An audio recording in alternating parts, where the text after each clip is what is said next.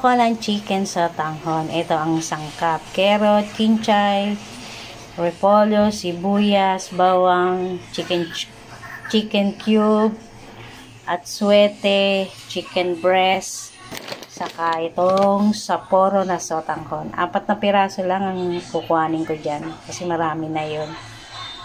Gagayatin ko na. Nahimay ko na rin yung manok. Nahiwa ko na yung mga gulay. Tapos ibabad lang natin sandali itong sotanghon. Yan, saporo lagi ginagamit ko. Kahit sa pansit gisadong kanton.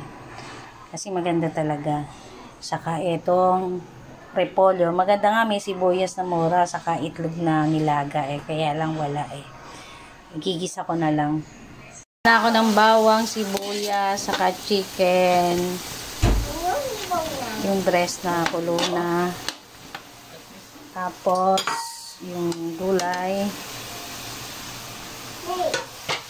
Haluin lang natin. Nilagyan ko na rin yan ng paminta. Tapos lalagyan na lang natin yung pinagkuloang sabaw ng manok. Na lang sabaw yung pinagkuloan. Tapos at suwete, chicken cube, at etong repolyo. Lalagay ko na rin yung sotanghon. Ito na yung sotanghon. Tapos hintayin lang natin kumulo. Pa natin para mas madaling kumulo. Ayan, kumukulo na. Patayin na natin. Mamaya yan, matutuyuan na yan. Sarap nito. Tingnan mo, ganyan din ginagawa ko sa sopas pag kumulo, nilalagay ko yung noodles.